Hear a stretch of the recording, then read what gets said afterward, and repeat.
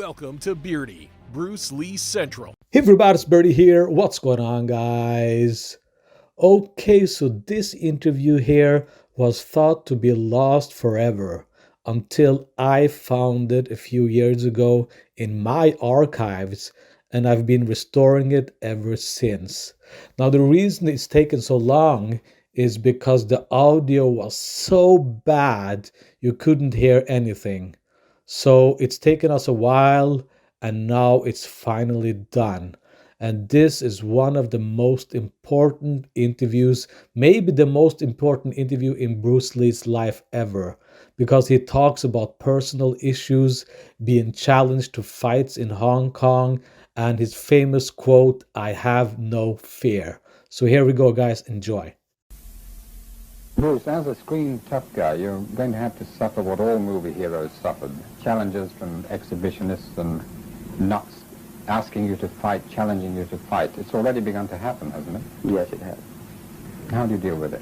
When I first learned martial arts, I too have challenged many established instructors. And of course, some other challenging me also. But what I have learned is that challenging means one thing, is that what is your reaction to it? How does it get you? Now, if you are secure within yourself, you treat it very, very, very lightly, because you ask yourself, am I really afraid of that man? Or is that man, do I have any doubt within me that he's going to get me? But if I do not have such doubt, and if I do not have such fear, I would certainly treat it very lightly, just as today the rain is going on strong, but tomorrow maybe the sun is going to come out again. I mean, it's like that type of a thing. Of course, they can't lose by challenging you. Even if they lose, they get the publicity of being a guy who actually fought. Well, let's face it, I mean, in Hong Kong, can you have a fight? I mean, a no-hold-bar fight. Is it a legal thing? It isn't, is it? And to me, you see, a lot of things, I mean, like challenging and all that, I am the last to know. I am always the last to know, man. I mean, I always find out from newspapers, from reporters, before I personally realize what the hell is happening. How much of your screen personality is really you? I mean, you teach martial arts, so you're obviously very good at it. But of course, teachers are not always the best exponents or practitioners. Right. Are you able to take care of yourself, would you say? I will answer this, first of all, with a joke, if you don't mind. Oftentimes people come up and say, "Hey, Bruce, are you really that good?" I said, "Well, if I tell you I'm good, probably you will say I'm boasting. But if I tell you I'm no good, you know I'm lying." But, all right, going back to be truthful with you, let's just put it this way. I have no fear of opponent in front of me, but I am very self-sufficient, that they do not bother me. And that should I fight, should I do anything, I have made up my mind, and that's it, baby. You better kill me before. Bruce, in The Big Boss, you play a man who's very slow to anger. Yes. He's shy, diffident. You even stay out of fights in the early scenes because of a promise you made to your mother. Yes. Is that a little bit like you, or is this just a screen personality? This is definitely a screen personality, because as a person, one thing that I have definitely learned, and my life, it seems like it's a life of self-examination and self-peeling of myself bit by bit, day by day, is that I do have a bad temper, a violent temper, in fact. So that is definitely, some people that I am portraying, not Bruce Lee as he is. Savage, relentless attack, whereas those son of a bitch are cowardice.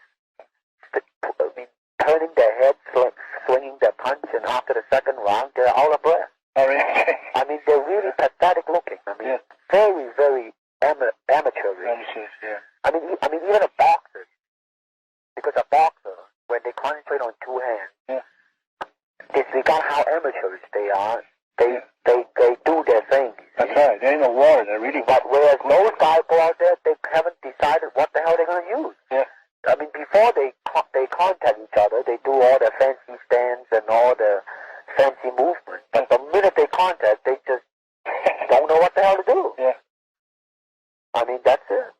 They missed and they fell on their asses and they tugged and hold and wrestle and I mean, the whole Hong Kong, they call it 𝘽𝙧𝙪𝙘𝙧𝙧𝙧. That's the interpretation, even in Hong Kong. Yeah. Can you imagine that? I mean, even those guys see it that way. I mean, what do you think of the appreciation of people here? Yeah, right. Well, period. That's right. The level is still so... So what I'm hoping to do in film is to be just that, man, to raise the level. And, it's a real mission there, really. Yeah, it really. I mean, actually, not only raise the level, actually upgrade. That's right. Gain respect from the Western world. That's what I hope to do, man. Because, like here, I mean, you know, the reason I'm coming back is Warner Brothers wants me to do a television series, but I don't think I'll do it now. Yeah. I'm going to concentrate, you know, in Hong Kong and do it. Yeah. Yeah, start from there. Actually, there's and actually, you might be able to expand it to here, like the Italian picture, A Fistful of Dollars, and things like that, if the quality can be uplifted. Yeah. And that's what I, you know. Well, that's actually more and more, Dan. I mean, it's becoming more and more simple to me as a human being, and more I search myself, and more, I mean. I think you're all well. I mean, the questions are more and more lifted, and more I see clearly, you know. It's really the simplicity. It is, it really is, man. I mean, what it is that what man has to get over is the consciousness. Yeah. The consciousness of himself. And I always remember you say you have to sharpen your tools, you know.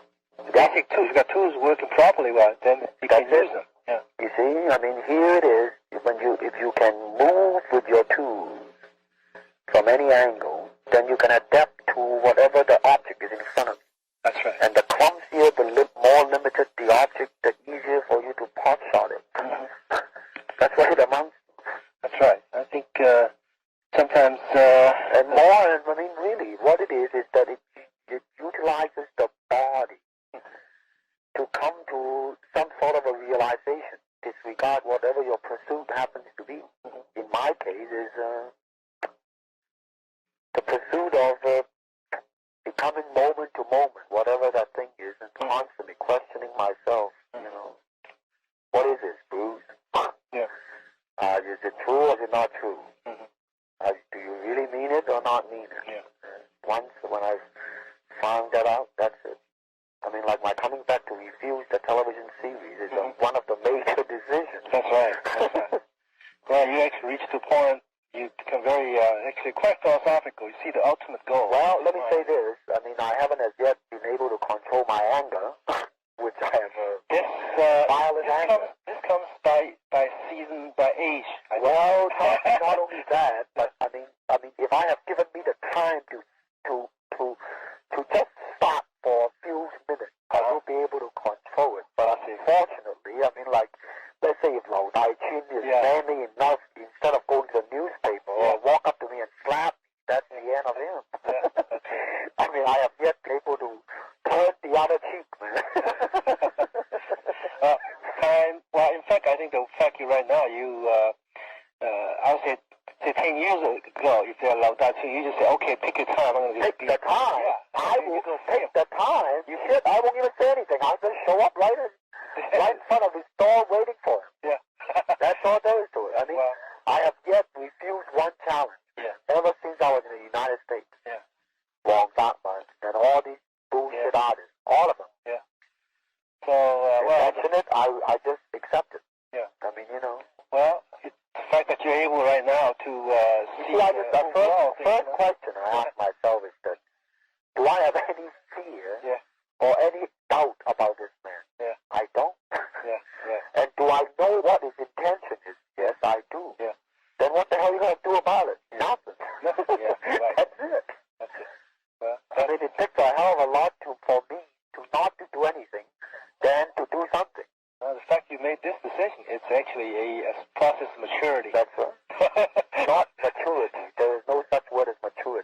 Maturing. Maturing. Damn right, man. Yeah, continually striving. Yes, because that's right. when there is a maturity, there is a conclusion and a fixation, man. That's the end. That's when the coffin is closed. That's right. Yeah. It's always continually. You might be deteriorating physically in the long process of aging, but shit, man, in your discovery daily is still the very, same, every day.